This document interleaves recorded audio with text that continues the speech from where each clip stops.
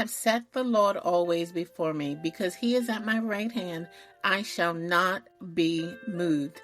Sometimes life challenges can shake you to the core, but let's take 1 minute to refocus on how God's unshakable presence is always with us. Psalm 16:8 reminds us that when we keep God at the center, we can stand firm no matter what comes our way, because he is always with us. We don't have to be swayed by fear, doubt, or uncertainty. I remember when my marriage hit a rough patch and we decided to separate for a year. I was scared, y'all, because I had 2 children and it meant doing everything alone.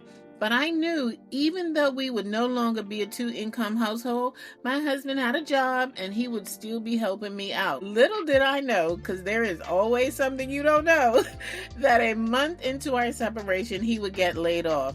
Y'all, unemployment is trash, okay? And it couldn't even cover his household expenses, much less mine.